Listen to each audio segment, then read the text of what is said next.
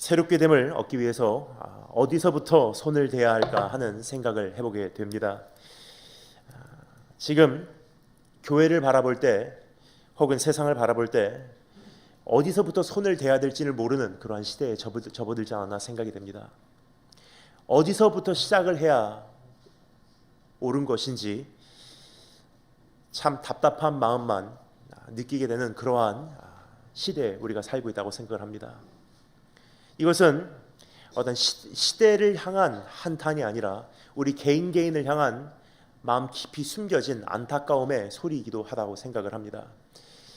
하지만 오늘 이 말씀을 통해서 우리가 시작할 곳을 찾았습니다.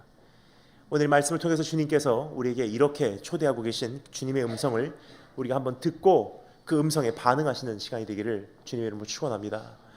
여호와를 두려워하라. 한번 따라 감사하겠습니다. 여호와를 두려워하자. 여러분, 오늘 이 말씀 시작함과 동시에 제가 몇 가지 말씀 요청을 드리도록 하겠습니다. 혹시 부채질하는 거 계시면요 내려놔주시면 감사하겠고요. 화장실 가는 거 삼가해주시면 감사하겠고요. 사진 찍는 거 삼가해주시면 감사하겠습니다. 오늘 이 말씀 시간만은 하나님 앞에 우리가 전체 집중해서 어떠한 이벤트에 참석한 그런 한 사람의 참가자가 아니라 예배자로서 오늘 이 시간 하나님 앞에 우리가 드리는 그러한 시간이 되었으면 좋겠습니다. 여호와를 두려워하기 위해서 어떻게 해야 하는지, 어디서부터 우리가 시작을 해야 하는지 하나님께서 우리에게 주시는 음성, 이 말씀을 통해서 세 가지 우리에게 하나님께서 주시는 방법이 있습니다. 우리 세 가지 함께 살펴보도록 하겠습니다. 첫 번째, 너의 반역의 날을 되새기라. 두 번째, 너의 축복의 삶을 생각하라. 세 번째, 그의 질투의 불을 기억하라. 세 가지입니다. 반역의 날, 축복의 삶, 질투의 불. 카메라 삼가해 주시면 감사하겠습니다.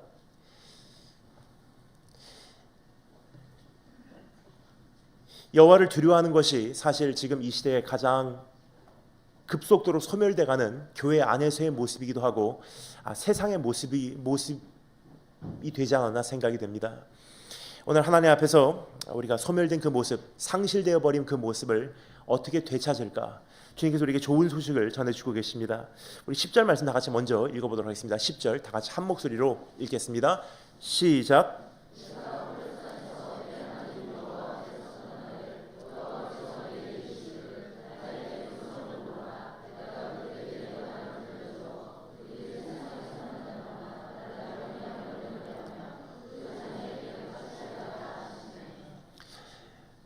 여호와 하나님을 두려워하는 것이 교회의 본분이요 성도의 본질입니다.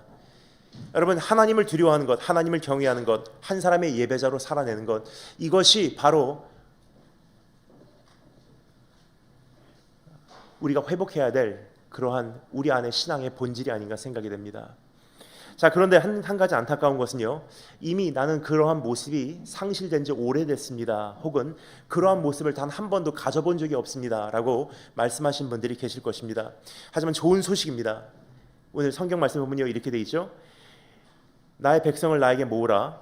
내가 그들에게 내 말을 들려주며 그들이 세상 사는 날 동안 나를 경외함을 배우게 하며 그 자녀들에게 가르치게 하리라. 이런 뜻입니다. 여호와 하나님을 두려워하는 것, 하나님을 경외하는 것, 한 사람의 예배자로 살아내는 것, 그것은요 가르침을 받는 거라고 성경은 이야기해주고 있어요. 여호와를 경외함을 배우게 하며 또 그것을 자녀들에게 가르치게 하리라.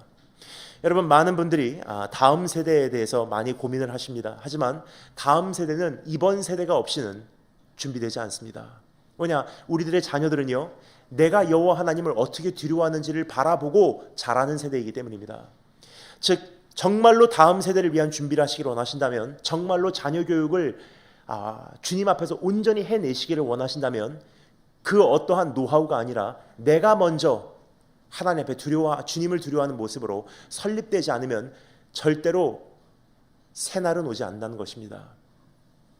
그래서 어떻게 하면 여호와 하나님을 두려워함을 내가 다시 한번 배울 수 있는지, 하나님을 경외함이 내 안에 어떻게 하면 또다시 회복될 수 있는지 세 가지로 나누어 우리 말씀에 귀를 기울여 보도록 하겠습니다. 반역의 날, 축복의 삶, 질투의 불. 그럼 첫 번째입니다. 한번 따라서 감사하겠습니다. 너의 반역의 날을 되새기라.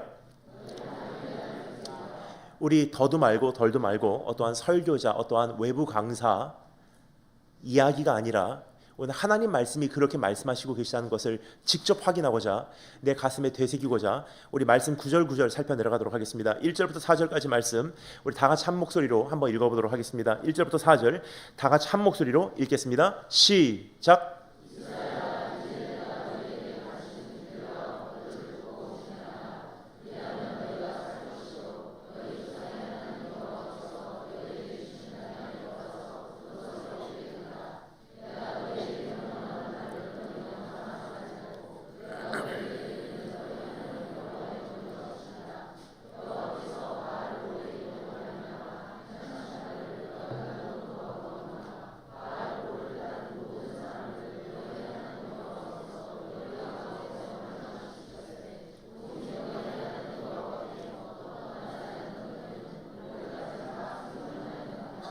아멘. 여호와를 두려워하는 삶, 비록 그것이 내 안에 이미 소멸됐다 할지라도 혹은 단 한 번도 하나님을 경외한 적이 없다 할지라도 좋은 소식입니다. 여호와를 두려워하는 것은요, 가르침을 받음으로 배우는 것이라고 성경은 우리에게 오늘 알려주고 있습니다. 과정을 통해 만들어지는 것이라고 성경은 우리를 초대하고 있습니다. 세월을 통해서 재배되는 것이라고 성경은 이야기해주고 있는 것입니다.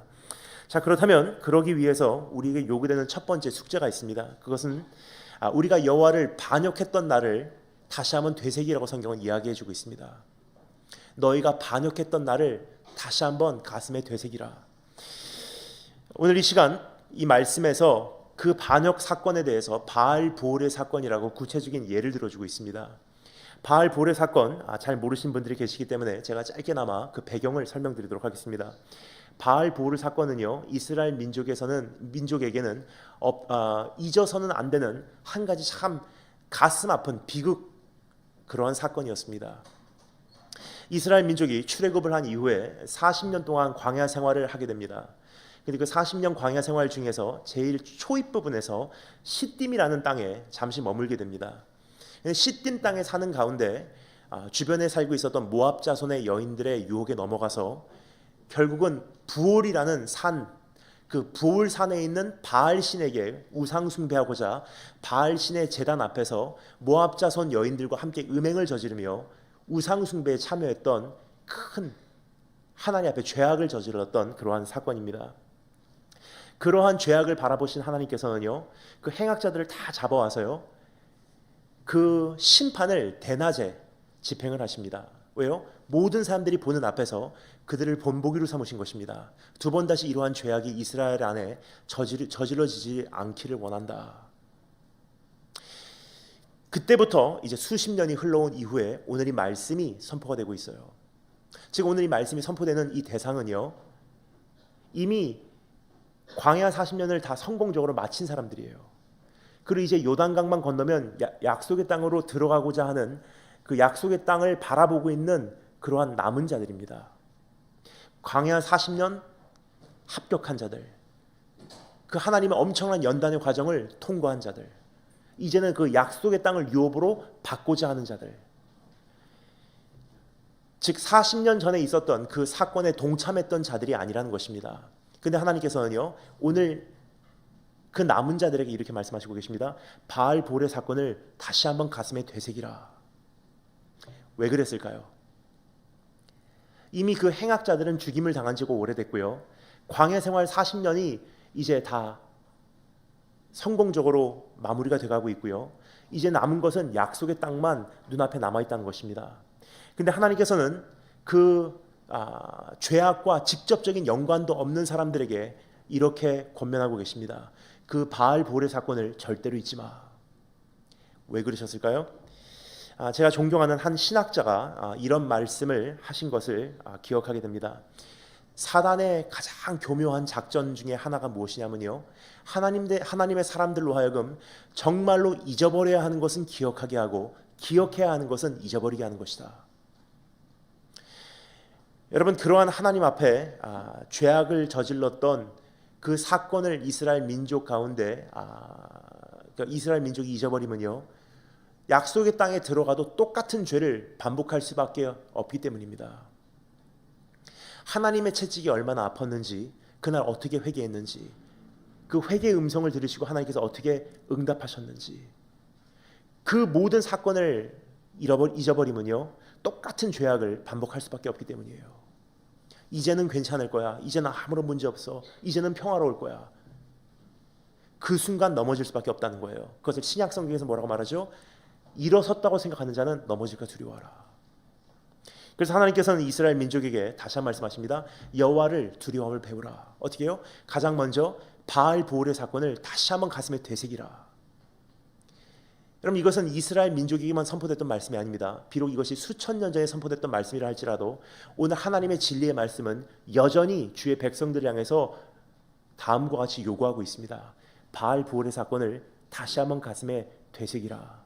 왜냐하면요 개인적으로 보나 가정적으로 보나 국가적으로 보나 교회적으로 보나 바알 보올의 사건들이 우리 안에 다 있었기 때문이에요. 하나님 정말 잘못했습니다. 한 번만 살려주신다면 이제 두 번 다시 죄지지 않겠습니다. 하나님 정말 한 번만 이번에 봐주신다면 이젠 두 번 다시 내가 거기 가까이도 가지 않겠습니다. 이번만 봐주신다면 이제 정말 내가 헌신하겠습니다. 이젠 다 드리겠습니다. 이젠 두 번 다시 그 죄 만지지도 않겠습니다. 근데 하나님께서 그 기도를 들으시고 회복을 시켜주세요. 좋으신 하나님이시니까. 그런데요 조금 시간이 지나면요 우리는 영적 기억 상실증에 걸려버린다는 것입니다. 그날 얼마나 초조했는지, 그때 얼마나 답답했는지, 그때 얼마나 힘들었는지, 그때 얼마나 고독했는지, 그 하나님의 채찍이 얼마나 깊이 파고들었는지, 하나님께서 얼마나 정확하게 내려치셨는지, 그 기간이 얼마나 숨막히도록 힘들었는지 다 잊어버려요. 조금 살만하면요 다 잊고 살고 있다는 사실입니다.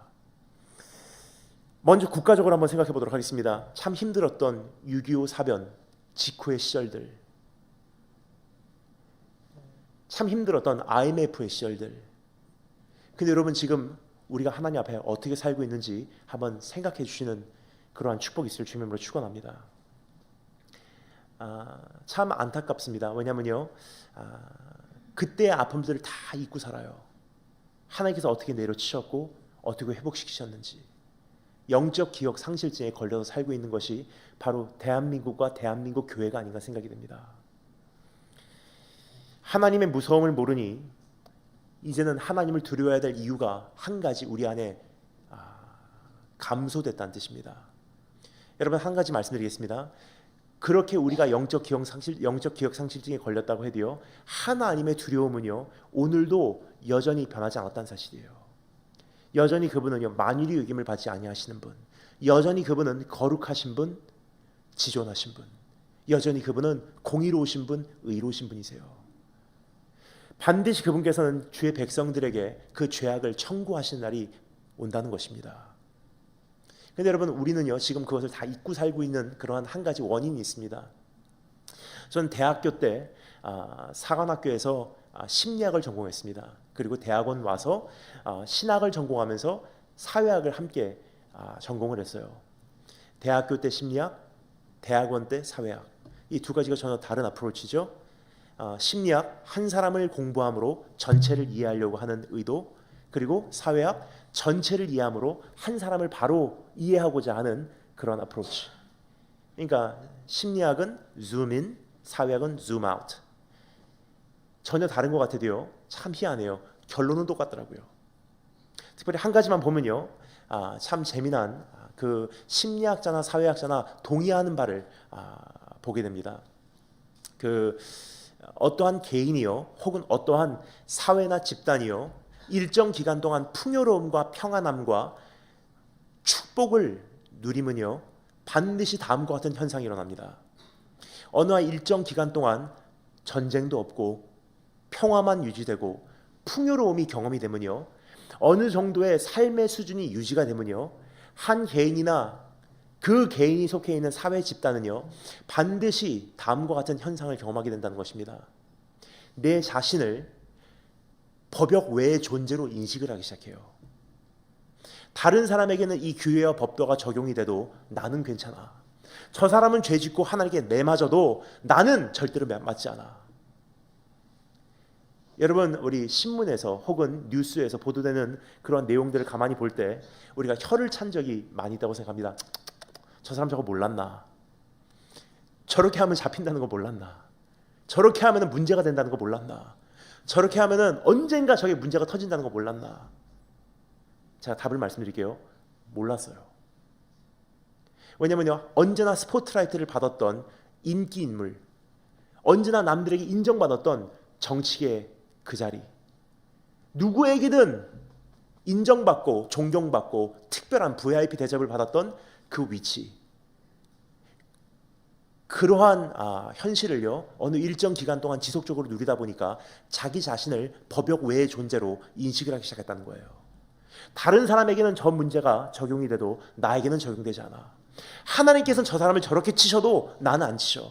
하나님께서는 일본은 치셔도 우리 대한민국은 모든 자연재해가 다 피해가게 돼 있어.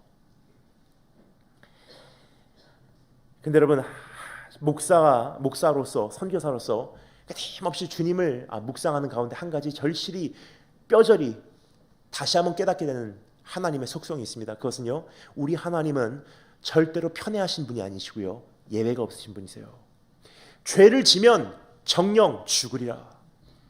죄의 삭은 사망이래요.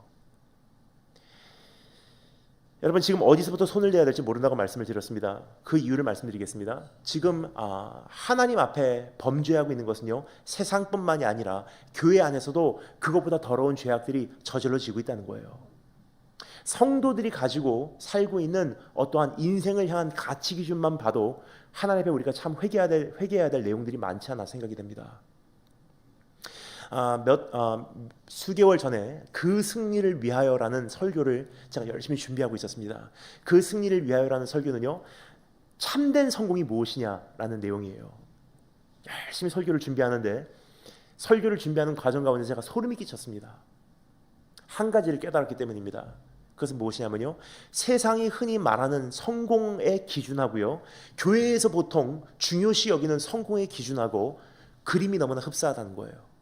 단지 교회에서 말하는 성공과 승리는요, 하나님께 영광을 돌리기 위해서라는 그 표현으로 포장이 돼 있어요.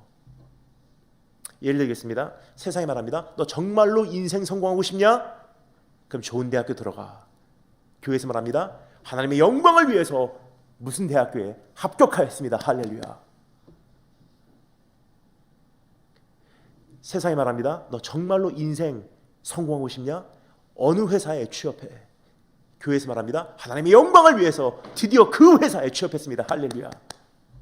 무슨 뜻이냐면요, 우리가 인생을 시작하는 그 시점에서, 세상에서 눈을 뜨는 그 시점에서 세상은 우리 안에 이미 다 프로그래밍을 해놨다는 사실이에요. 이게 성공하는 거야. 이게 승리하는 거야.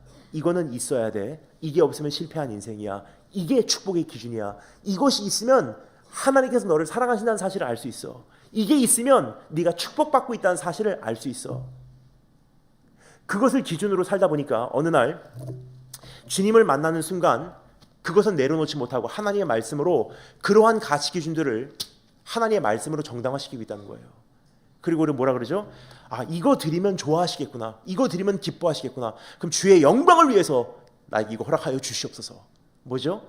하나님께서 정말로 나에게 바라시는 것은 안 드리고요, 이거 드리면 좋아하실 거야 라고 생각하는 것들 드리고 있다는 사실이에요. 뭐죠? 하나님께서 요구하신 아벨의 제사는 드리지 않고요, 이거 드리면 좋아할 거야 라고 생각하고 하나님께서 요구하시지도 않은 가인의 제사를 지금도 드리고 있다는 뜻이에요. 예수 그리스도의 이름으로 우상 숭배가 일어나는 것이 수많은 교회 안에서의 예배의 현장입니다.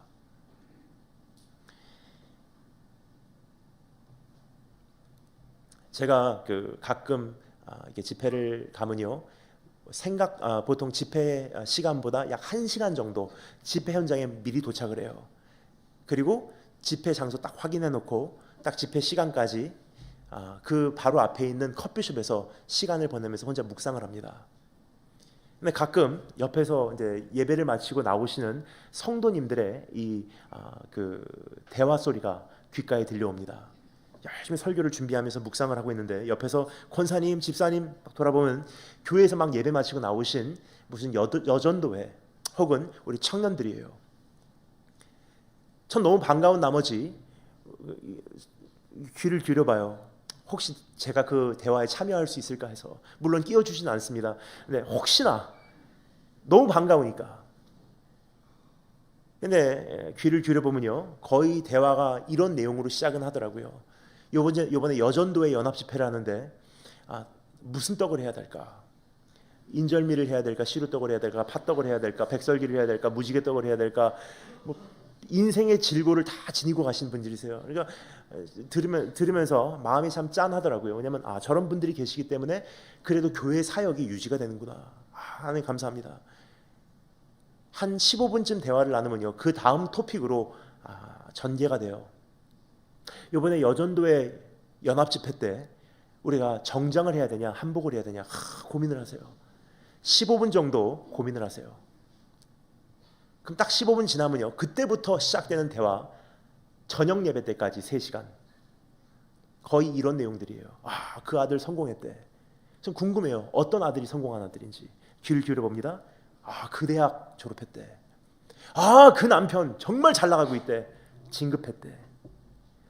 그 집 하나님께서 많이 축복해 주시더라. 몇 평에서 몇 평으로 이사 갔대. 사업 잘 된대. 어느 회사 입사했대.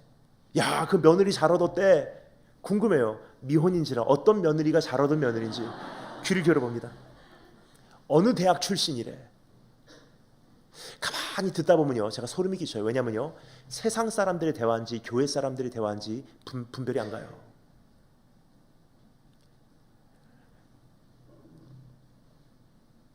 여러분, 혹시나 하나님께서는요, 우리에게 요구하시는 것이 그런 것이 아니면 어떻게 합니까? 하나님의 나라의 가치 기준은요, 세상의 가치 기준하고 정반대란 사실이에요. 세상 것을 가지고 하나님의 가치 기준으로 포장을 해서요, 올려드려도 세상 것은 세상 것이지 절대로 거룩한 것이 될 수 없다는 뜻입니다. 얼마나 다른지 제가 몇 가지 말씀드릴게요. 세상이 말합니다. 너 정말로 훌륭한 인생 살고 싶냐? 강한 사람이 돼야 돼. 능력 있는 사람이 돼야 돼. 많은 힘을 소유해야 돼. 그러기 위해서는 돈을 벌어야 돼. 주님께서 말씀하십니다. 정말로 복 있는 자는 어떤 사람인 줄 아니? 심령이 가난한 자는 복이 있나니 천국이 저희 것이며. 인생의 바닥을 치고서 난 도저히 내 힘으로 못 살겠습니다. 난 주님 붙들지 않으면, 일용한 양식을 주님께서 나에게 주시지 않으면 오늘 하루를 살 수가 없습니다. 그런 사람은 복이 있나니 드디어 너희를 향해서 천국 문이 열리기 시작했으며. 정말로 훌륭한 사람이 되고 싶냐? 그러면 세상 두려워하지 않고 이제는 세상을 휘어잡는 그러한 권세를 소유해야 돼. 주님께서 말씀하십니다. 애통하는 자는 복이 있나니 저희가 하나님의 위로를 경험할 것이고, 하나님의 위로를 경험하며 하나님과의 추억을 쌓게 될 것이며, 하나님이 그 안에 소유되고 그는 하나님 안에 발견될 것이다. 세상의 가치 기준하고요, 하나님의 가치 기준하고 정반대란 사실이에요. 여러분, 오늘 하나님 앞에서 우리 한번 생각해 볼 때, 내가 지금 신앙생활을 어떻게 하고 있는지 이 새해 한번 점검하고 또 한 걸음 내디디시는 축복이 있기를 주님으로 축원합니다. 여기까지 말씀드리면요, 어떤 분들은 너무나 근심하시기 때문에 한 가지 다른 시나리오를 예로 드리도록 하겠습니다. 스토리를 좀 리와인드합니다. 만약에 이런 대화가 그 카페에서 이루어졌다면 여러분 어떻게 생각하시겠습니까? 권사님들, 집사님들 모여서 이제 대화가 시작됩니다. 그 남편 성공했대. 제가 귀를 기울여봐요. 정말 좋은 자리에 있는데 하나님의 뜻에 맞지 않다고 그 자리 거절하고 나왔대. 지금 정말 가정이 힘든 것 같지만 그 남편 정말 존경스럽더라. 그 아들 잘났더라. 360일 새벽기도 하루도 안 빠지더래. 그 며느리 정말 잘 얻었대. 참 세상적으로는 부족하나 하지만 정말 하나님 앞에서는 지금 정말 바로 살려고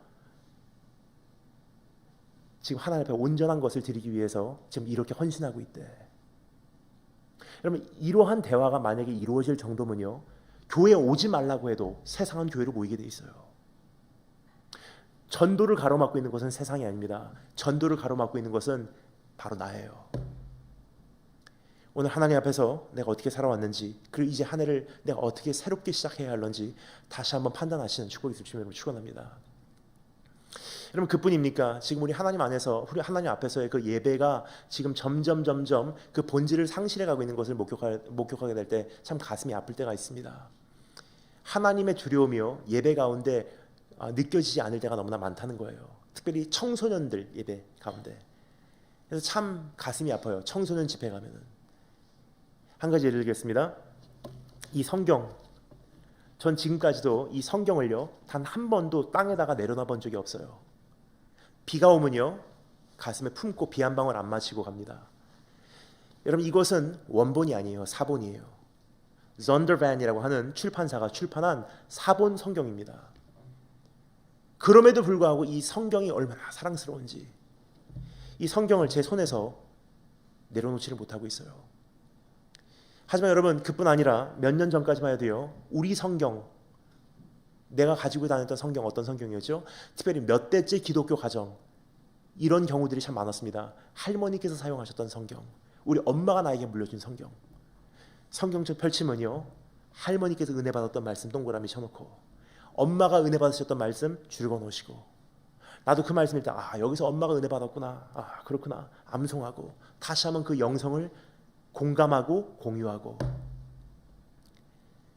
그리고 이 말씀은, 이 성경은 하나님은 아니에요. 하지만 하나님의 말씀이고 하나님께서 나를 향하신 그 하나님의 마음이 느껴지는 유일한 매체인지라 어떻게 하면 하나님께 더 가까이 나갈 수 있을까 막 고민하다가 이 성경을 품고서 잠자리에 듭니다. 주님 사랑합니다. 그래서 이 찬양을 부를 때마다 사실 어떠한 그냥 뜬구름 잡는 찬양이 아니었었어요. 가슴으로부터 외쳤던 그 나의 신앙의 고백, 나의 사랑하는 책, 이 책 중에 있으니 이 성경 내가 심히 사랑합니다. 귀하고 귀하다, 어머니의 무릎 위에 앉아서 재미있게 듣던 말, 이 성경 내가 심히 사랑합니다. 그렇게 고백했던 때가 엊그제 같은데 지금 어떻습니까? 교회 올 때요 성경 안 갖고 다녀요. 핸드폰 갖고 다니면 다 되는 줄 알아요. 뭐냐, 교회 와봤자 말씀 띄워주니까. 그리고 핸드폰에 성경 깔려 있으니까. 이제는 집에서 핸드폰 배터리 충전 안 하면요 함께 합덕도 못하는 시대예요. 교회에서 정전돼 버리면요 함께 예배도 못 드리는 시대입니다. 하나님의 말씀 창세기가 어디 있는지, 로마서가 어디 있는지도 우리 청소년들은 지금 알지 못한다는 것입니다. 찬양은 어떻습니까? 다 기가 막힌 멜로디와 그 어떤 시대보다도 좋은 사운드 시스템으로 예배가 진행은 되고 있어요. 근데 실질적으로 자기의 신앙 고백은 어떠냐는 거예요. 한 가지 예를 들게요. 제가 참 우려가 되는 몇 가지 찬양곡들이 대한민국 강단에서 많이 불려지고 있습니다. 그 중에 몇 가지 말씀드리겠습니다. 다윗처럼 춤을 추면서, 저는 그 곡을 웬만하면 안 불렀으면 좋겠다고 생각을 해요. 왠지 말씀드리겠습니다. 다윗이 춤을 추기 전까지는요 어떠한 일들이 있었는지는 언급 안 하고 춤추는 것만 강조되고 있어요. 점프 점프 점프 점프. 그럼 아이들은요 춤추면 되는구나.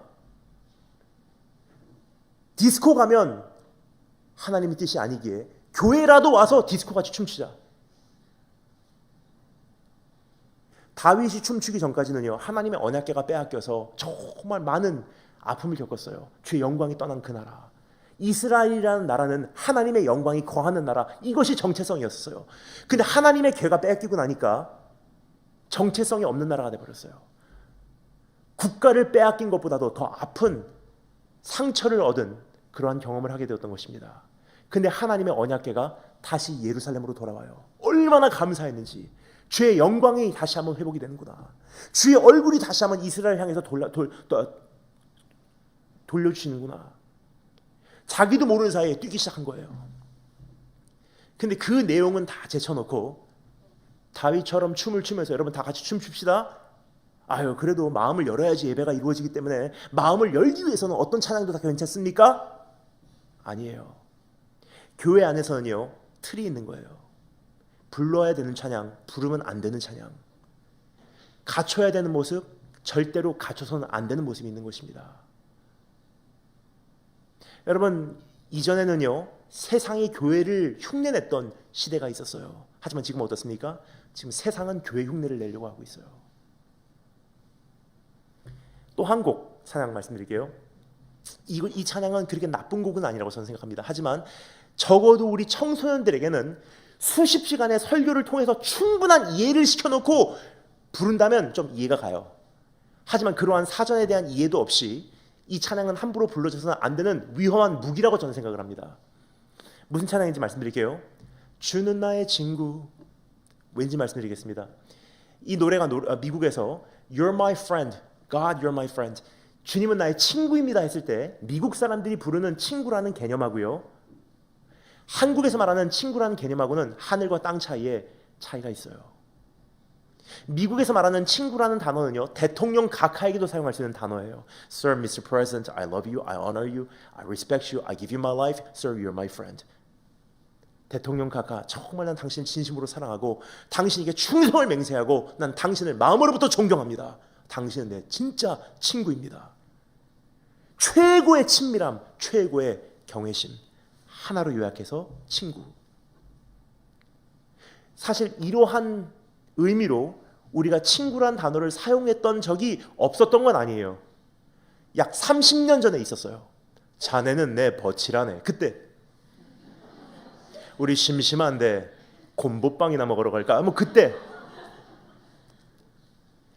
지금 어떻습니까? 친구 하면요, 카카오톡 친구, 페북 친구, 가벼운 존재, 어렸을 때부터 나를 알아왔던 존재, 막 할 수 있는 존재, 막 해도 나를 충분히 이해해 줘야 되는 의무가 있는 존재, 약속했다가도 쉽게 깨트릴 수 있는 존재, 깨트려도 나를 이해해 주지 않으면 안 되는 존재,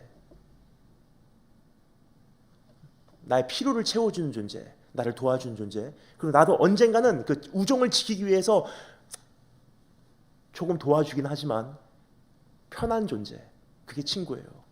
우리 청소년들이요, 그러한 이해가 전혀 없이 주는 나의 친구 하면서 뛰면요, 하나님이 그런 분인 줄 알아요. 여러분, 지금 우리가 어디서부터 손을 대야 될지 모른다고 말씀드린 것은요, 여러분, 이것은 정말 제 마음에서부터 우러나오는 외침이에요. 한 가지 우리가 다시 한번 생각할 때가 되었어요. 지금 우리가 어떠한 찬양을 부르고 있는지, 어떻게 예배를 드리고 있는지, 헌금 어떻게 드리고 계십니까? 정말 힘들었을 때 기억이 납니다. 힘들었던 시절 시장에 나가서요, 이런 조그만 통에다가 보리차 얼린 거 리아카에다가 싣고 시장 한 바닥에서 한여름에 조금 녹으면 한 잔 따라서 팔고 한 잔 따라서 팔고, 시장 바닥에 앉아서 큰 대야에다가 나물 그거 봉투에다가 저울로 재서 팔고, 그런 시절이 있었던 걸 기억하십니까? 그때 모은 앞치마에다가 넣는 쭈그러진 1,000원짜리, 감히 그거 하나님께 드릴 수 없어서 은행에 가서 빳빳한 10,000원짜리 새 돈으로 바꿔서 하얀 봉투에다가 넣어갖고 성경책 사이에다가 껴놓고 주일까지는 차마 못 기다려서 그 다음날 새벽 예배 일하러 가기 전에 급히 나가서 목사님 나오시기도 전에 강단 위에 두려움과 떨림으로 올려놓으면서, 하나님 정말 죄송합니다, 더 드리고 싶은데 이거밖에 못 드려서 정말 죄송합니다. 그랬던 날이 여러분 있었습니다. 지금 어떻습니까? 몇백 원 있는 거 헌금바구니에 던져놔요.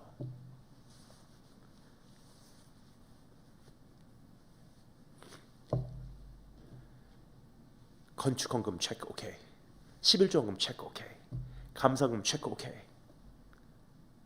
그러다 보니까 미국에서는요, 이제는요, 신용카드로 헌금을 끊는 교회도 있어요. 어디까지 가야지 끝납니까, 여러분? 예배 시간은 어떻게 지키고 계십니까? 정말로 그때는요, 여러분, 이것은 그냥 듣고 온 얘기가 아니더라고요. 진짜로 몇 시간을 걸어서 교회 갔던 그때, 교회 와도 추워요, 난로 펴놨기 때문에. 근데 그 당시요, 제일 앞자리 맡으려고 벌써 1시간 전부터 와서 뜨겁게 기도하면서 마음 준비하고 예배에 임했던 그때가 있었어요. 하지만 지금 어떻습니까? 예배 몇 시야? 2시에 시작해. 그래? 찬양은 몇 시야? 2시 10분? 오케이. 그럼 2시 20분에 가자. 여러분, 우리가 어디서부터 손을 내야 될지 모른다는 것은 바로 이러한 것입니다. 오늘 하나님 앞에서 우리가 다시 한번 생각해야 될 것, 우리 하나님은요, 계속 그냥 지켜보세요.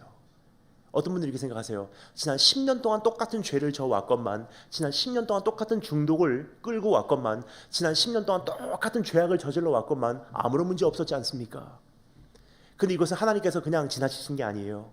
참고 계신 것이지. 근데 분명히 말씀드릴게요. 하나님의 참으심은 언젠가는 만료일이 존재하는 참으심입니다. 유효기간이 다 만기가 되면요, 하나님께서 그날 채찍을 드시는데, 채찍이라도 들면은 그나마 다행이에요. 히브리서 말씀입니다. 하나님께서 사랑하는 이들마다 채찍질 하나니 채찍질하지 않는 자는 사생자요 하나님의 아들이 아니래요. 그러니까 채찍질이라도 당하면 다행인 거예요.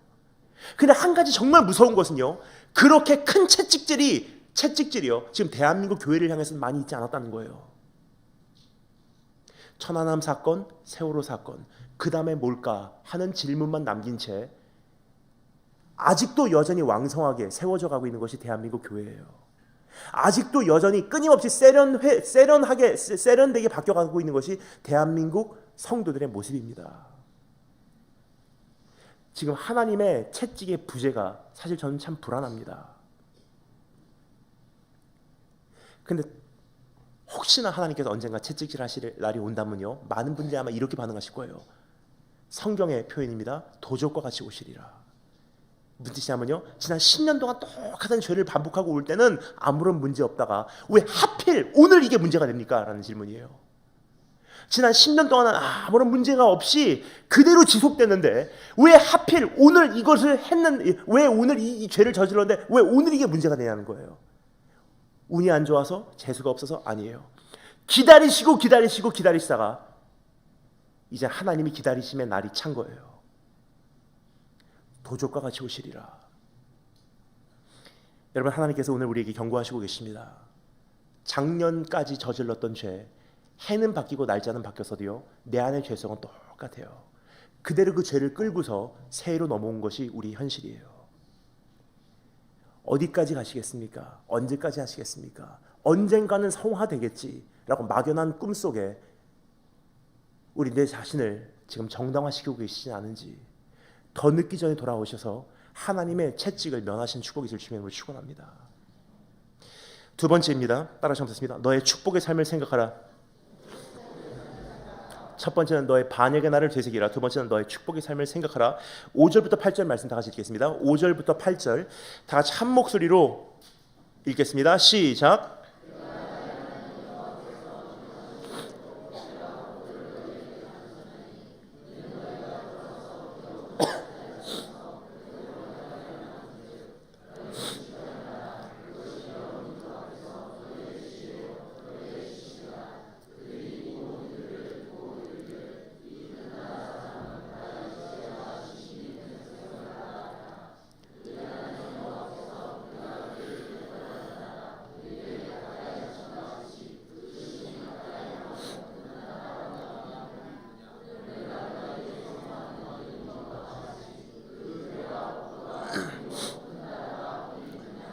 첫 번째는 너의 반역의 날을 되새기라. 또다시 그 바알 보울의 사건이 너희 삶 속에 저질러지지 않도록. 두 번째는요, 너의 축복의 삶을 생각하라고 우리에게 권면하시는 하나님의 음성입니다. 여러분, 이스라엘 민족이요, 이제 요단강만 건너면 약속의 땅으로 꼴이 납니다. 40년 동안의 광야 생활이 이제 막을 내리는 거예요. 근데 하나님께서는 그러한 시점에 있는 이스라엘 민족에게 한 가지 도전을 주세요. 너 진짜 축복이 뭔지 아니? 지금 5절부터 8절까지 말씀, 지금 읽은 이 말씀을 한마디로 요약하면 이런 뜻이에요. 너 진짜 축복이 뭔지 아니? 그 질문은 이스라엘 민족 안에 감추어져 있던 잠재적으로 그들이 믿고 있었던 축복에 대한 정의를 흔들기 시작합니다. 왜냐하면 이스라엘 민족은요, 그때까지만 해도 축복에 대한 정의를 이렇게 내려왔기 때문입니다. 본인들이 인정하든 인정하지 않든 그들 가운데 잠재적으로 깔려 있었던 축복에 대한 정의가 바로 이러한 정의였었어요. 저 약속의 땅에만 들어가면 행복할 거야. 이 광야만 끝나면 이젠 더 이상 바랄 게 없어. 이제 저 요단강만 건너면 이제는 우리는 드디어 더 이상 바랄 게 없어. 뭐죠? 언젠가 있을 축복, 그곳에 이루어질 축복. 뭐죠? 다른 말로 목마름을 가지고 살아왔다는 거예요. 그러면 이것은요, 이스라엘 민족뿐만이 아니라 오늘 우리 안에 있는 똑같은 목마름이 내 안에 있다는 것을 감지하신 축복이시길 바랍니다.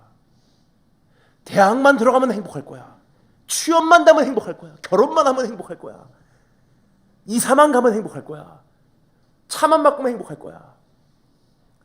핸드폰만 바꾸면 행복할 거야. 여자친구만 생기면 행복할 거야. 남친만 생기면 행복할 거야. 이 빚만 청산되면 행복할 거야. 질병만 나면 행복할 거야. 뭐죠? 언젠가 행복할 거야. 조건적으로 이렇게 되면 행복할 거야. 그런 목마름을 가지고 살고 있는 것이 우리의 인생이라는 거예요. 근데 우리 주님께서 뭐라고 말씀하실까요? 신약 성경에 보면요, 이런 사건이 있습니다. 이런 사건을 통해서 주님께서 뭐라고 말씀하시는지 우리가 조금 느낄 수가 있어요. 어느 날 예수님께서 말씀을 전하고 계신데 중풍병자 한 사람이 예수님께 나온 것입니다. 근데 그 중풍병자가 홀로 걷지도 못하는데 사람들이 너무 많은지라 주님 앞에 나오지 못하는 거예요. 그래서 그 중풍병자를 데리고 온 친구들이요, 그 집 위로 올라가서 집 지붕을 뜯어내고 그 중풍병 친구를 달아서 내립니다. 예수님 앞으로. 한번 상상해 좀 감사하겠습니다.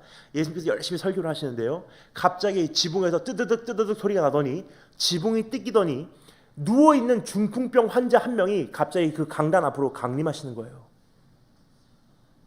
사람들이 수군거리며 깜짝 놀랐을 것입니다. 그 중풍병 형제를 바라보시고 주님께서 뭐라고 말씀하십니까? 네 병이 치유를 받았도다? 아니에요. 네 죄가 사함을 얻었도다 그래요. 왜 그랬을까요? 중풍병자 안에는요, 이와 같은 소원이 있었어요. 중풍병자 친구를 데리고 온 그 친구들 안에는 이와 같은 소원이 공유되고 있었습니다. 이 병만 나면 괜찮아질 거야. 걸을 수만 있으면 행복해질 거야. 드디어 내 자리를 들고 일어날 수 있으면 내가 더 이상 인생에 바랄 게 없어. 그래서 주님께서 네 병이 나음을 받았도다를 말씀 안 하시고요, 네 죄가 사함을 얻었노나라고 말씀하신 이유가 뭘까요? 바로 이렇게 말씀하시고 계신 것이었습니다. 중풍병 나오면 행복할 것 같니? 그 감격 딱 3일 가. 오늘 일어나서 걸으면 너 행복할 것 같니? 그 감격 딱 3개월 가. 네 문제는 그게 아니야. 네 문제는 네 안에 더 깊은 곳에 묻혀져 있는 하나님으로부터 절단된 그 목마름의 문제야. 여러분, 우리 안에도 똑같은 목마름의 문제가 존재한다는 사실입니다. 문제만 해결되면, 현실만 변화되면, 질병만 치유받으면. 근데 오늘도 주님께서 우리에게 찾아오셔서 똑같은 도전을 하고 계십니다. 너 결혼하면 행복할 것 같니? 그 감격 딱 3년 가. 많이 간 건가요? 딱 3개월 가. 너 그 대학만 들어가면 행복할 것 같니?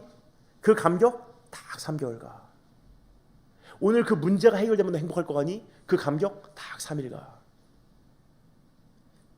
우리가 핸드폰 바꿔봐서 알잖아요. 그렇게 꿈꾸고 고대해왔던 그 핸드폰 딱 바꿨는데요, 3일 정도 후면은요, 내 얼굴에 기름이 핸드폰 스크린에 묻어나는 것을 보면요, 처음에 감격만큼은 좋아하지 않더라고요. 상자 안에 있을 때 감격이 되는 거예요. 우리 주님께서 그래서 다 알고 계세요. 그래서 주님께서 말씀하십니다. 광야는 네 바깥에 있는 환경이 아니었어. 진짜 광야는요, 이스라엘 마음에 있었던 광야입니다. 그 광야가 해결되지 않은 채 요단강 건너서 이스라엘에 들어간다 한들 거기는 또 다른 형태의 광야가 될 뿐 너희들은 광야에서 탈출하지 않아. 그래서 요단강을 건너기 전에 내가 너에게 다시 한번 도전한다. 너 진짜 축복이 뭔지 아니? 왜냐하면 우리가 가장 소중하게 여기는 축복을 인간들은 두려워하게 되기 때문이에요. 여러분이 가장 소중하게 여기는 게 뭐죠? 자녀입니까? 그럼 여러분은 자녀를 두려워하고 있는 거예요. 여러분이 가장 소중하게 여기는 것이 무엇입니까? 사업이십니까? 그럼 그 사업이 무너져내는 것을 가장 두려워하고 있다는 것입니다. 따라서 내가 두려워하기 때문에 그것을 지켜내기 위해서는 거기다가 모든 것을 투자하고 있어요. 그러니까 하나님께서 우리에게 도전하고 계신 말씀이 바로 이것입니다. 네가 가장 소중하게 여기는 그것이 뭐니? 너 진짜 축복이 뭔 줄 아니? 다른 말로 네 두려움의 대상이 뭐니라고 물어보신 주님의 질문이에요. 그러면서 주님께서 이스라엘 민족에게 진짜 축복이 뭔지 아니? 하시면서 진짜 축복 두 가지를 그들에게 되새겨주고 계십니다. 두 가지 잠시 살펴보겠습니다. 첫 번째 따라 감사했습니다. 계시를 소유한 축복. 7절 말씀 제가 읽겠습니다. 잘 들어주시면 감사하겠습니다. 우리 하나님 여호와께서 우리가 기도할 때마다 우리에게 가까이 하심과 같이 그 신이 가까이 함을 얻은 큰 나라가 어디 있느냐. 어디 있느냐라는 표현을요, 우리 어린아이들 표현으로 한번 나타내겠습니다. 있으면 나와보라 그래. 이런 뜻이에요. 너희들 저 약속의 땅에만 들어가면 행복할 거라고 생각했지. 이 광야만 벗어나면 행복할 거라고 생각했지. 거기 들어가도 그 감격 오래 안 가. 하지만 너 진짜 축복이 뭔지 아니? 비록 광야에 있었지만 너희들이 힘들다고 외칠 때마다 내가 너에게 응답으로 다가왔고, 너희들이 아플 때마다 내가 너희들의 상처를 감싸 주었고, 너희들이 신음할 때마다 내가 너희들의 기도를 들어주었고, 너희들이 광야 한복판에서 갈 곳이 없을 때마다 나의 영광으로 너희들 가운데 임하여서 너희와 함께하였고, 그런 나라가 있으면 한번 나와보라 그래. 이스라엘 민족은요, 그 말씀을 들은 순간 벽돌로 머리를 한 대 맞은 그런 느낌이었을 거예요. 본인들이 축복 가운데 있으면서도 불구하고 축복을 누리는지 모르고 살았어요. 여러분, 우리의 삶도 그렇지 않나 생각이 됩니다. 우리는요, 그것만 이루어지면 행복해질 거라고 살고 있지만, 오늘 주님께서 우리에게 다시 한번 도전하시는 그 음성, 기도할 때마다 내가 너에게 귀를 기울여주고, 무릎 꿇을 때마다 내가 너에게 나의 얼굴을 보여주고, 찬양할 때마다 그 찬양 가운데 강림해서 그 내 임재 속으로 너를 흡수해주고, 그러한 축복을 받은 사람이 있으면 한번 나와보라 그래. 그게 소중한 줄을 모르니까 그것을 지키기 위해서 우리가 노력하지 않는다는 거예요. 따라서 우리는 하나님을 두려워하지 않고 있다는 뜻입니다. 여러분, 오늘 하나님을 여러분의 보화로 여기고 계십니까? 하나님을 여러분의 유업으로 여기고 계십니까? 하나님을 여러분의 약속의 땅으로 여기고 계십니까? 두 번째 축복 따라 전하겠습니다. 계명을 소유한 축복. 8절 말씀 제가 읽겠습니다. 오늘 내가 너에게 선포하는 이 율법과 같이 그 규례와 법도가 공의로운 큰 나라가 어디 있느냐. 어디 있느냐라는 표현이 뭐라고요? 있으면 나와보라 그래. 첫 번째는 계시를 소유한 축복이었습니다. 하지만 두 번째는 계명을 소유한 축복이에요. 뭐죠? 규례와 법도가 있는 나라가 있으면 한번 나와보라 그래. 이스라엘 민족이 광야 40년 동안 주변에 있는 수많은 이방 국가들을 접할 수가 있었어요. 근데 두 가지 굉장히 특이한 점이 있었습니다. 이스라엘 민족 안에만 있었던 특이한 두 가지, 계시가 있었고요, 계명이 있었어요. 왜 그렇습니까? 진짜 하나님을 섬겼기 때문에. 이방 국가들은요, 우상 숭배를 했던지라 이 두 가지가 없었어요. 왜 그렇습니까? 여러분, 어찌 사람이 만들어낸 가짜 신이요, 난 이런 하나님이야 라고 자기 자신을 나타낼 수 있겠습니까? 우상 숭배 안에는 계시가 없어요. 또 한 가지, 이방 민족 가운데 찾아볼 수 없었던 한 가지가 있습니다. 뭐죠? 계명이 없었어요. 왜냐? 내 편리에 맞춰서 나를 위해서 만들어낸 우상이 어찌 나에게 계명을 줄 수가 있겠습니까? 이거 하지 마, 저거 하지 마, 이거 먹지 마, 저거 먹지 마, 이거 만지지 마, 저거 만지지 마, 이건 거룩한 거야, 저건 부정한 거야. 우상은요, 나의 편리에 맞춰서 만들어진 존재예요. 따라서 나를 도전할 수도 없고 나를 바꿀 수도 없는 것이 우상입니다.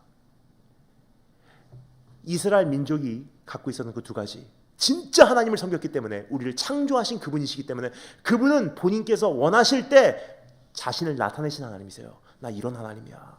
너 힘들지? 내가 네 음성 들었다. 내가 너에게 말하노니 내 음성 들어라. 계시하신 하나님. 그리고 어떻게 해요? 계명을 주세요. 이거 하지 마, 저거 하지 마. 이거 먹지 마, 저거 먹지 마. 여긴 거룩한 거야, 저기는 부정한 거야. 저거는 만져, 하지만 이것은 만지지 마. 굉장히 엄격하게 한 가지 한 가지씩 말씀하셨어요. 그게 축복인지 모르고 있었어요. 근데 여기까지 말씀드리면 어떤 분들도 역시 이렇게 생각하실 것입니다. 이스라엘 민족과 똑같은 생각. 하나님, 잠시만요. 계시가 축복인지는 이해가 가는데 계명이 왜 축복입니까? 그게 불편함이지. 여러분, 어느 정도 이 계명이 복잡한지 여러분 읽으신 적 있으시죠? 출애굽기 딱 중간부터 신명기, 레위기, 민수기 읽으시면요, 그 계명이 어떠한 계명이 조금 마음에 와닿아요. 읽으신 적 있으시죠? 목사인 저도요, 가끔 이제 출애굽기부터 레위기, 신명기, 민수기 읽을 때는 읽다가도 수소가 몇 마리요,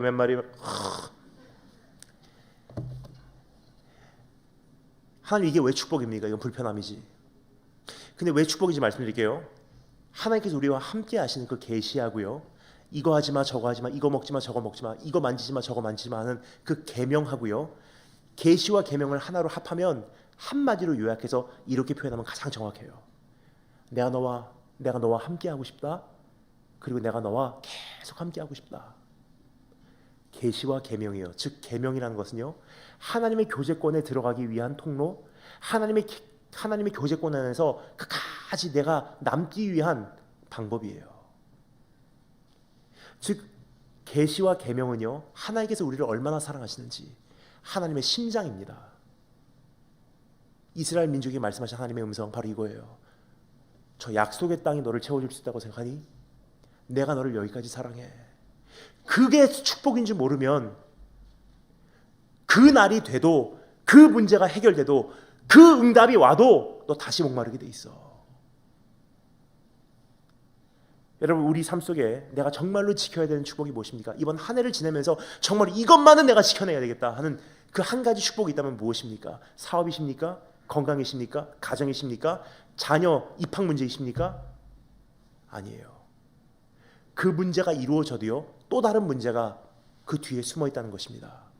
하지만 오늘 하나님께서 우리에게 도전하시는 그 음성, A treasure to end all problems, 우리 모든 인생의 목마름을 단번에 끝낼 수 있는 한 가지 유업, 하나님의 사랑이에요. 그분의 사랑으로 채워지면요, 더 이상 목마르지 않습니다. 그것을 지켜내시기 위해서, 이제 그것을 두려워해서 이 한 해를 살아내시는 우리 한 분 한 분 되시기를 주님의 이름으로 축원합니다. 주님과의 교제 꽉 유지하기 위해서 이번 한 해를 어떻게 지낼지 한번 고민하시고 이제 각오하시고 그렇게 우리 결단하시는 축복이 있으시기 바랍니다. 세 번째입니다. 첫 번째, 너의 반역의 날을 되새기라. 두 번째, 너의 축복의 삶을 생각하라. 세 번째, 따라 하겠습니다. 그의 질투의 불을 기억하라. 우리 다 같이 9절부터 14절 먼저 읽겠습니다. 9절부터 14절 먼저 읽도록 하겠습니다. 9절부터 14절 다 같이 한 목소리 읽겠습니다. 시작.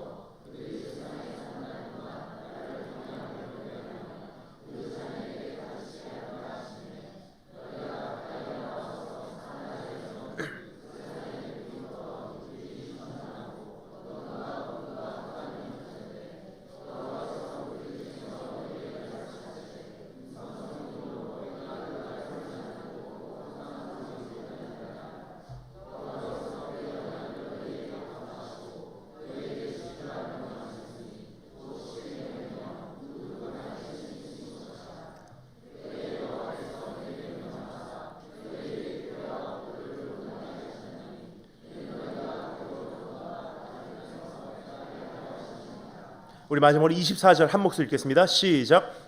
하나님 여호와는 소멸하는 불이시요 질투하시는 하나님이시니라. 아멘. 첫 번째는 너의 반역의 날을 되새기라. 또 넘어질 수 있기 때문에. 두 번째, 너의 축복의 삶을 생각하라. 왜냐하면 내가 무엇을 축복으로 여기는지에 따라서 우리는 그것을 가장 두려워하기 때문이에요. 그리고 그것을 유지하기 위해서 혹은 소유하기 위해서 혹은 그것을 우리가 끝까지 간직하기 위해서 우린 내 자신을 그것을 향해서 투자하기 시작한다는 것입니다. 마지막 세 번째로 그의 질투의 불을 기억하라는 것은요, 이제 하나님께서 우리의 삶에 임하셔서 이번 한 해 동안 우리의 삶을 인도해 나가시는 그 과정 가운데 하나님을 신뢰하라는 뜻이에요. 그것이 하나님을 두려워하는 세 번째 모습입니다. 오늘 첫 번째 우리가 읽어본 이 말씀에 소개된 사건은 어느 산에서 일어났던 사건이죠? 바알 부올의 사건. 어느 산이죠?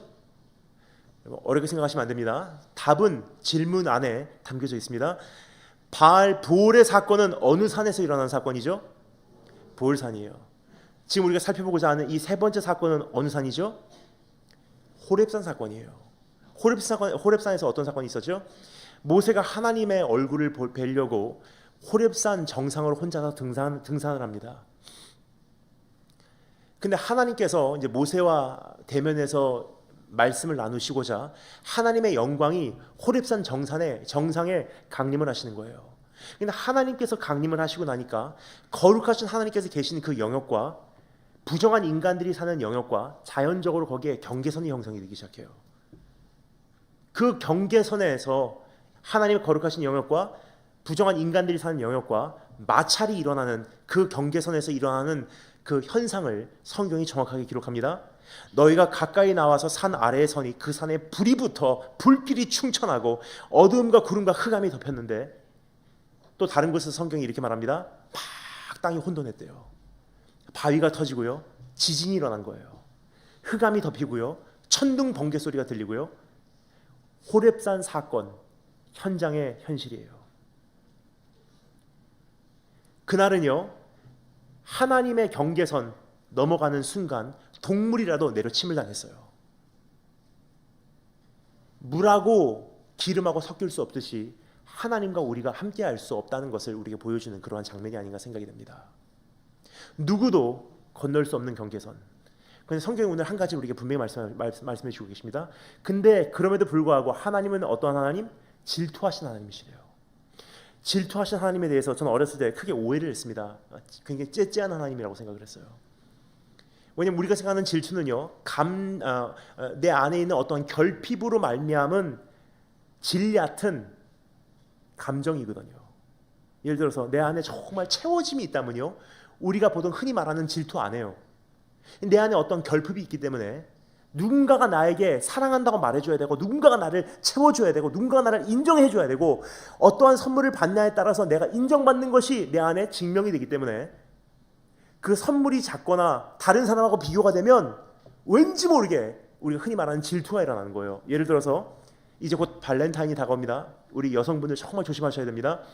남자 친구들이 굉장히 많이 질투를 해요. 왜 회사 사람들한테는 고다이바 갖다 주고 고디바 갖다 주고 왜 나한테는 키캣 갖다 줘? 뭐죠? 내 안에 충만함이 있다면요, 내 안에 채워짐이 있다면요, 그까짓 거 가지고 우리 별로 질투 안 해요. 아, 그래, 내 키캣도 줄게. 근데 하나님이 나를 향해서 질투하신다는 것은요, 우리가 바로 이해하지 않으면 하나님이 굉장히 부족한 분 같이 보여요. 어떤 결핍이 있는, 부족함이 있는. 근데 성경에 보면 성경이 말합니다. 하나님은 완벽하신 분이래요. 지존하신 분이래요. 스스로 만족하신 분이래요. 그럼 하나님 안에는 어떤 부족함이 없어요. 그런데 성경은 말합니다. 하나님은 질투하신대요. 그럼 여러분, 질투한다는 것이 무슨 뜻입니까? 어떤 결핍으로 인한 질 얕은 감정일까요? 아니에요. 성경이 말하는 질투는요, jealousy라는 단어가 아니라 zealous, 열정이란 뜻이에요. 이러한 뜻입니다. 사랑하는 사람하고의 관계를 유지하기 위한 불타는 열정. 남편과 아내 관계를 생각하시면 정확합니다. 정말 내가 사랑하는 아내, 내가 가장 소중하게 여기는 이 관계. 근데 아내가 바람을 피웠어요. 그러면요, 어떻게 반응하죠? 왜 그 사람은 사랑하면서 왜 나는 사랑 안 해줘? 아니에요.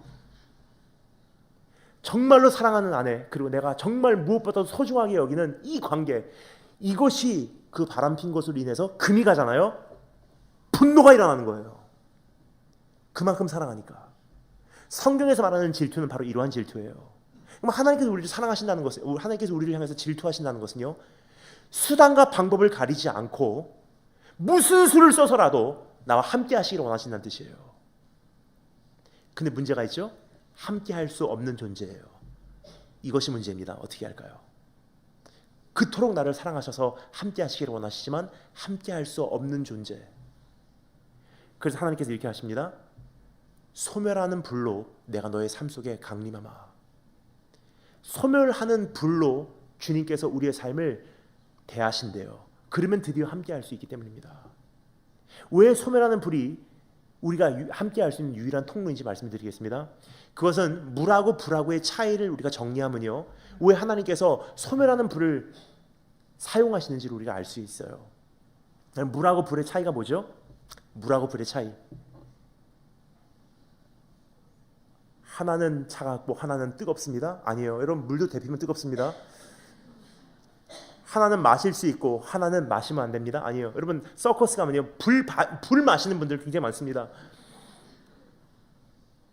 물하고 불의 근본적인 차이가 뭐죠? 한 가지 있어요. 물은요, 담는 그릇으로 인해서 물의 형태가 정해집니다. 컵에 담으면 물의 형태는, 어렵게 생각하시면 안 됩니다. 답은 질문 안에 있습니다. 컵에 담으면 물은 컵, 그릇에 담으면 물의 형태는 그릇, 네모에다 담으면 물의 형태는 네모, 세모에다 담으면 물의 형태는 세모예요. 담는 그릇으로 인해서 물의 형태는 정해져요. 하지만 불은 어떻습니까? 불이 담는 그릇의 형태를 정해버려요. 불이 담깁니다. 근데 그릇이요, 나는 네모난 그릇입니다 아무리 주장을 해도요, 불이 담기는 순간 소멸해버려요. 결국 남게 되는 건 뭐죠? 원래 있었던 형태가 아니라 불이 남기고 한 흔적만 남게 돼 있다는 거예요. 나를 사랑하시는 분, 질투하시는 분, 함께 하기를 원하지만 함께 할 수 없는 그런 우리 현실, 거룩하신 하나님, 더러운 우리, 그 하나님께서 어떻게 하십니까? 소멸하시는 불로 우리의 삶 속에 강림하신다는 뜻이에요. 다 이물질들 태워내시고 주의 형상으로 빚어내시고 그 영역 가운데 들어와도 이제는 소멸되지 않는 존재를 우리를 다시 한번 만들어내시고 그 교제권으로 끌어들이신다는 하나님의 열심입니다. 따라서 이 과정은요, 쉽지 않은 과정이에요. 우리가 처음에 예수를 믿을 때는 이렇게 믿어요. 내 마음을 엽니다. 내 마음에 들어와 주세요. 이게 우리 이런 기도 많이 하죠. 내 마음을 엽니다. 내 집으로 들어와 주세요. 나와 함께 먹고 마시고 나와 평생 함께 해주시기를 원합니다. 영원토록 나와 함께 해주시기를 원합니다. 예수 이름으로 기도합니다. 아멘 하면 뭐라 그러죠? 이제 예수 믿었으니까 천국 갑니다. 굉장히 단순하게 우리는 생각해요. 하지만 여러분, 이것은요 굉장히 무서운 기도예요 사실. 왜냐면요, 내 마음을 열고 내 집으로 소멸하시는 분이신 그분을 영접한다는 것은요, 제 말이 아니라 C.S. 루이스라는 작가가 이렇게 정리합니다. 여러분, C.S. 루이스 다 아시는 분이시죠? The Chronicles of Narnia, 나니아 연대기. C.S. 루이스가 이렇게 정리해요. 우리가 내 마음을 열고 내 인생이라는 집으로 예수 그리스도를 영접할 때 우리가 보통 생각하는 개념은요, 리모델링 해달라고 내 인생으로 부른다는 거예요. 보수공사 해달라고, 내 인생의 상처난 부분 만져주시고, 좀 이게 허물어진데 주니까 다시 한번 보수공사 해주시고, 자존감이 없는 그런 부분에 가서 너는 사랑받기 위해 태어난 사람이라고 말씀해 주시고, 좀 위로가 필요한데 위로해 주시고, 좀 도움이 필요한데 도움을 주시고, 기도 응답이 필요한데 응답을 주시고, 치유가 필요한 곳에 치유를 주시고, 보수공사, 리모델링 하는 정도로만 생각하고 내 마음을 엽니다. 내 안에 들어와 주세요. 그렇게 예수님을 영접해요. 그런데요, 예수님의 이름으로 기도합니다. 아멘 하는 순간 그분은 신실하시게 그 기도에 응답하셔서 내 안에 들어오시는데요, 들어오시는데 내가 생각했던 사건이 일어나는 게 아니에요. 들어오시는 순간 내가 원했던 것은 리모델링, 카페트 바꿔주시고 페인트질 해주시고 벽지 다시 한번 발라주시는 정도. 근데 그분이 들어오시는 순간 갑자기 내 인생을 지탱하고 있었던 기둥들을 다 쓰러뜨리세요. 나를 보호하고 있었던 그 벽을 다 무너뜨려 내리세요. 내 인생을 지키고 있었던 지붕을 뜯어내시고요, 내 인생의 기반이 되었던 그 기초를 다 파내세요. 그때 우리는 굉장히 당황합니다. 주님, 보수공사 해달라고 불렀지 망가뜨리라고 불렀습니까? 리모델링 해달라고 불렀지 지금 내 인생 지금 파괴시키라고 불렀습니까? 그만하세요. 그 주님 어떻게 하십니까? 신실하신 그분은요, 내 기도에 응답하시고 내 집에 들어오시는 순간 시작하셨던 그 공사는요, 내가 그만하라 그래도 그분은 그만하신 분이 아니세요. 어떤 사람은 6개월, 어떤 사람은 1년, 굉장히 짧은 케이스예요. 하지만 제가 보기에는요, 10년, 30년, 어떤 사람은 60년 걸려요. 10년이건 30년이건 60년이건 모든 과정이 다 끝난 다음에 나중에 알게 돼요. 왜 그렇게 하실 수밖에 없었는지. C.S. 루이스가 말합니다. 우리가 원했던 것은 리모델링, 우리가 원했던 것은 보수공사. 하지만 왕 되신 그분께서 그 기도에 응답하시고 내 인생에 들어오실 때 그분이 가지고 계시던 계획은요, 보수공사와 리모델링이 아니에요.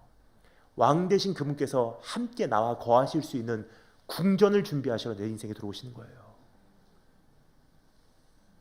우리의 인생에 들어오셔서 막 흔드세요. 파내시고요, 무너뜨려 내리시고요, 뜯어내시는 순간 굉장히 당황을 해요. 가정의 어려움, 사업이 무너져 내려요, 교통사고 당해요, 사랑하는 사람들이 한 명씩 떠나기 시작해요, 질병이 생겨요.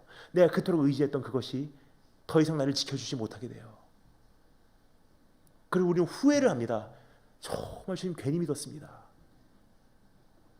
지금 내 삶 속에 왜 이렇게 어려움이 오는지 굉장히 혼란스러워요. 근데 여러분, 이것은 뭐죠?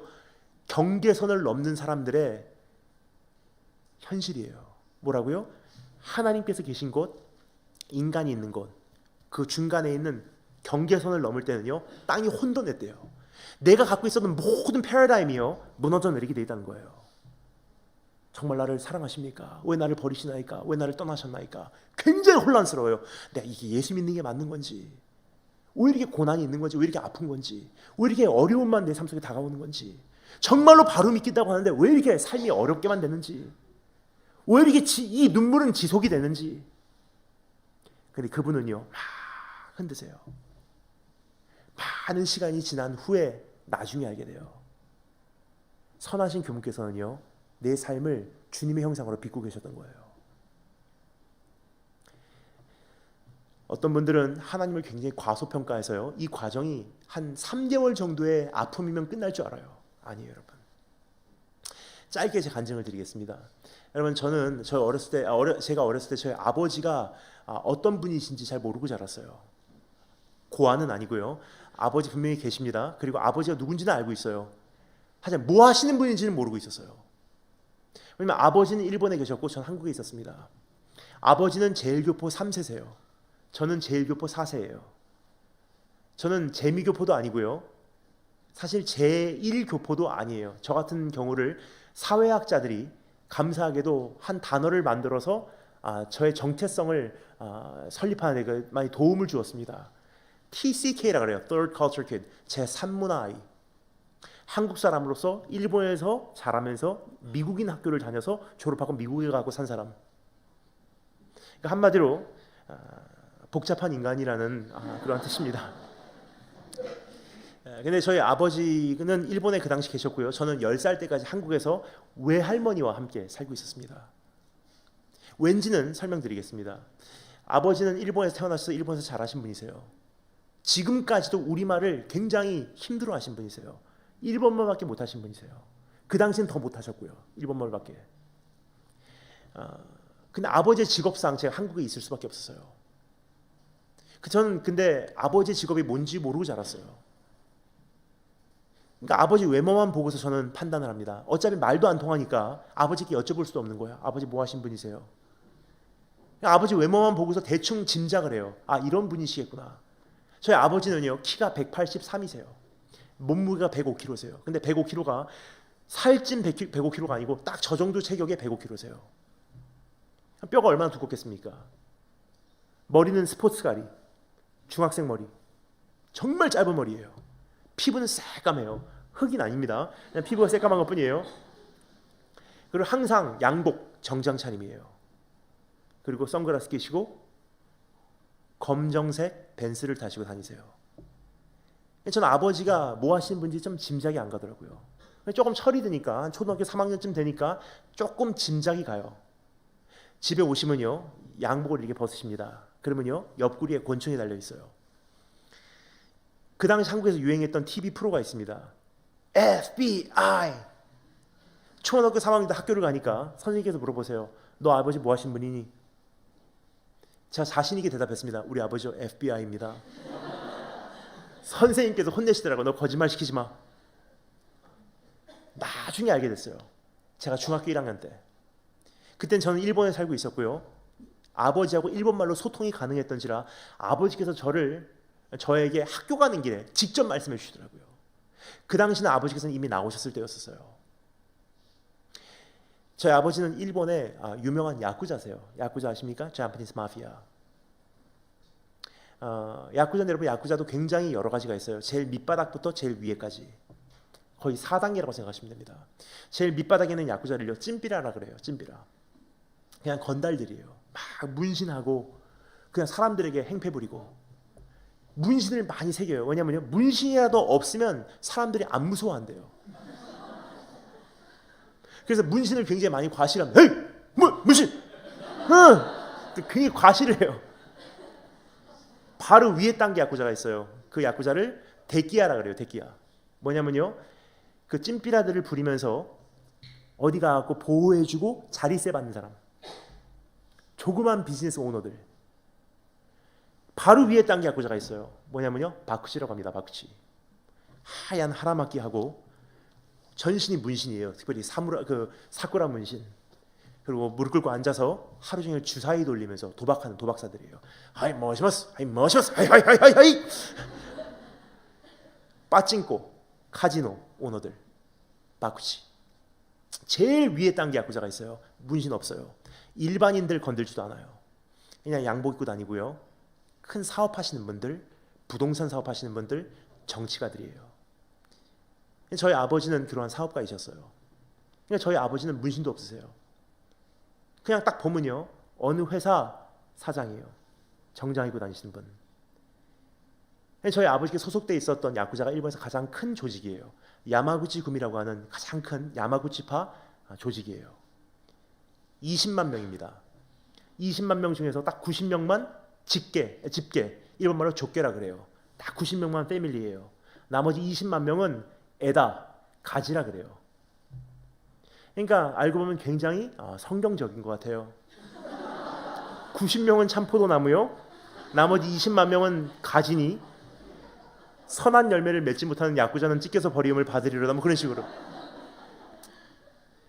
저희 아버지는 어디 좀 계셨냐면요. 그 본부가 고베라는 곳에 있습니다. 고베의 본부 제일 위에 오야가타, 구미조 두목이 있어요. 할아버지, 노인이에요. 근데 바로 밑에 와카가시라, 젊은 기둥이라고 하는 2인자가요. 고베 본부를 지키고 있어요. 근데 바로 옆에 있는 교토라는 곳이 있습니다. 교토. 일본에서 굉장히 중요한 도시죠. 가장 중요한 야쿠자의 주요 도시예요. 그럼 교토에도 이 본부에 있는 기둥하고 형제인 동일한 2인자가 있어요. 교토의 책임자예요.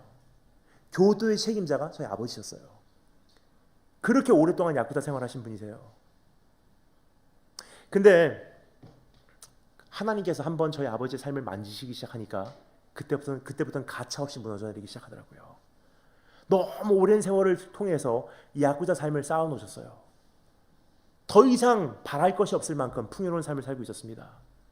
근데 어느 날 아버지께서 어머니의 기도의 응답으로 사실 잘 믿지도 않는데 조금씩 교회의 발걸음을 옮기시기 시작하더니 몇 년 후에 세례를 받게 된 거예요. 성부, 성자와 성령의 이름으로 너에게 세례를 주노라. 세례식을 거행하고 돌아오는 순간 참 기가 막혀요. 우리 하나님 참 신실한 분이세요. 그 사람이 어떠한 사람이건 상황이 어떠한 상황이건 We invoked his name. 그분의 이름으로 세례를 준지라. 그분께서 책임을 지시더라고요. 세례받고 돌아오는 그 길목에서 교통사고를 당하시고요. 그때부터 모든 문제가 터지기 시작한 거예요. 그때부터 하나님의 불타오르는 풀무 속으로 집어넣으시고 저희 가정에 구체적인 하나님의 만지심이 시작이 됐어요. 물질부터 다 하나씩 거두어가시기 시작하고요. 저희들을 하나님의 연단의 풀무불 속으로 집어넣으시기 시작합니다. 너무나 힘들었던 저희 어머니께서 담임 목사님을 찾아갔어요. 목사님 기도해 주세요. 근데 어머니께서 바라셨던 기도 굉장히 단순한 기도를 생각하셨어요. 하나님 하루빨리 회복시켜 주시고 내년 이쯤에는 웃으면서 예배드리게 하시고 정말 더 이상 안 아프게 하시고 하나님 이제는 그 눈물을 기쁨으로 바꿔주시기 원합니다. 예수님 이름으로 기도합니다. 아멘. 할 줄 알았는데 그 목사님이 굉장히 양심적인 기도를 하셨어요. 이렇게 기도하시더래요. 하나님 드디어 시작됐군요. 너무 오래는 걸리지 않게 해주세요. 그리 기도하시는 그 목사님이 기도를 들으시고요. 사실 어머니께서 상처를 받으시고 두 번 다시 기도 받나 봐라. 너무 힘든데 축복은 해주지 못할 망정 왜 저렇게 오랫동안 기다린다고 할까? 어머니께서 가지고 계셨던 타임라인과 목사님께서 가지고 계셨던 타임라인이 큰 차이가 있는 것을 보게 됩니다. 근데 누가 맞았을까요? 그때부터 시작된 연단, 저희 가정에 물론 조금씩 중간중간 숨을 돌릴 수 있는 그런 오아시스는 허락해 주셨지만 큰 그림에서 판단해 볼 때 하나님의 정말 구체적인 연단의 과정은요, 저희 가정의 30년이에요. 근데 이 연단의 과정을 통해서 한 가지 저희가 얻은 것이 있다면요, 하나님 앞에 온전히 저희 삶을 올려드릴 수 있는 그러한 신앙이 유업으로 저희 가정에 남겨지게 됐다는 것입니다. 여러분, 정말로 하나님을 원하신다면요, 그분은 우리의 삶에 어떤 기도 응답 주시고 어떠한 병 치유 주시고 대학교 합격시켜 주시고 취업시켜 주시고 얘다 여기 있다, 그런 하나님이 아니에요. 그것은 내가 만들어내는 하나님이고요, 나를 만드신 하나님은 지존하신 자, 그분께서 정말 나와 함께 하시기를 원하셔서 내 삶 속에 개입하시면요, 만만치 않은 과정을 돌파시키세요. 그 순간마다 참 힘들어요. 근데 오늘 주님께서 우리에게 요구하시는 한 가지, 여호와를 두려워하는 모습, 너의 모든 것을, 너의 만사를 여호와께 맡겨드리래요. 내 자신을 하나님 2016년이라는 이 한 해에 하나님의 수술대 위에 올려놓겠습니다. 원하신 대로 만지시사 주님의 형상 빚으소서. 이것이 여러분 안에 정말로 설립이 된다면 하나님을 두려워하는 그 자리로 한 걸음 더 나갈 수 있는 계기가 되지 않을까 생각이 됩니다. 여기까지 말씀드리면 한 가지만 말씀드리고 마치겠습니다. 어떤 분들이 굉장히 두려워하시기 때문이에요. 야, 오늘 예배 괜히 왔구나, 괜히 근심만 안고 갑니다. 근데 사실은 이렇게 말씀하실 거예요. 정말 목사님 말씀의 은혜는 받았습니다. 하지만 참 두렵습니다. 정말 맡겨드리고 싶고요, 2016년을 하나님께 온전히 이탁은 해드리고 싶어요. 그런데 정말로 맡겨드렸다가 망해버리면 어떻게 합니까? 내 안에 하나님을 향한 불신이 있다는 거예요, 사실. 그래서 온전히 하나님 원하시는 대로 맡겨드리겠습니다 하고 그거를 못 내드리는 거예요. 왜냐, 내 안에 깊은 곳에서는요, 불안감이 있어요. 진짜로 맡겨드렸다가 망해버리면 어떻게 할까? 이대로 끝나면 어떻게 할까? 근데 여러분, 이대로 끝나지 않는다는 것, 맡겨드려도 완전히 소멸되지 않는다는 것, 완전히 이탁해도 하나님께서 나를 망하도록 내버려 두지 않는다는 것을 우리 한 가지 보면 알 수 있습니다. 2000년 전에 있었던 한 사건입니다. 한 사람이요, 세상 죄를 다 자기 몸에 홀로 지니시고 동물이라도 그 경계선을 넘는 순간 내려침을 당했는데요, 2000년 전에 이 세상에 오신 그 어린 양은요, 홀로 자신의 몸에 세상에 있는 모든 부정함과 더러움은 자신의 몸으로 다 짊어지시고 하나님의 경계선으로 넘어가 버리신 거예요. 십자가 위에서 그분께서 외치셨던 말씀 기억하십니까? 엘리 엘리 라마 사막다니, 여호와여 하나님이여 하나님이여 왜 나를 버리셨나이까 그래요. 하나님의 지성소로 들어가시는 순간 십자가라는 그 통로를 통해서 하나님의 임재 속으로 세상 죄를 입으신 채로 들어가시는 순간 그 진입 과정에서 어떠한 사건이 있었죠? 갈보리 언덕, 땅이 혼돈하고 바위가 터지고 지진이 일어나고 천둥 번개가 치며 흑암이 덮이고 혼돈하기 시작했어요. 뭐죠? 호렙스 사건이 그대로 재현된 거예요. 세상 죄를 지고 가신 그분께서 하나님의 풀무불 속에서 다 타오르기 시작하며 소멸되기 시작합니다. 그 소멸되는 그 불 속에서 그분께서 뭐라고 외치셨습니까? 내가 목마르다, 내가 목마르다. 그냥 목말라서? 아니에요. 물론 그렇습니다. 하지만 그뿐 아니라 또 한 가지 목마름이 있었어요. 저기만 가면 행복해질 거야, 이것만 이루어지면 행복해질 거야, 저것만 되면 이제 더 이상 바랄 게 없어 했던 우리의 목마름을 다 홀로 몸에 지니시고요, 그 십자가 위에 올라가신 거예요. 하지만 그분께서 거기서 끝나지 않습니다. 십자가 위에서 마지막으로 선포하셨던 말씀, 다 이루었다. 무슨 뜻입니까? 더 이상 목말라 하지 않아도 돼. 더 이상 인정받기 위해서 달려가지 않아도 돼. 더 이상 사랑받기 위해서 존재 안 해도 돼. 더 이상 그거 얻기 위해서 노력 안 해도 돼. 무조건적으로 사랑했고, 무조건적으로 용서했고, 무조건적으로 너를 인정했으니 너의 인생을 이제 아버지 앞에 온전히 올려드려라. 나는 아버지 말씀에 순종하고 십자가 위로 올라갔더니 완전히 소멸되더라. 하지만 너는 네 인생을 온전히 아버지께 올려드리고 십자가 지고 나를 쫓아온다면 잠시나마 풀무불 속으로 네가 돌파할지라도 네 인생은 근본적으로 망하진 않아. 왜 그렇습니까? 죄로 인한 근본적인 죽음과 저주는요, 십자가 위에서 그분께서 이미 2000년 전에 다 홀로 몸소 흡수해 버리셨어요. 풀무불 속으로 지날지라도 주님께서 뭐라고 말씀하십니까? 불이 너를 사르지 못할 것이고 물 가운데로 지날지라도 내가 물이 너를 삼키지 못할 것이다. 그런 분이시라면 이제는 우리가 그분을 신뢰하고 온전히 이 한 해를 맡겨드리지 않으시렵니까? 다 같이 머리 숙이시면 감사하겠습니다.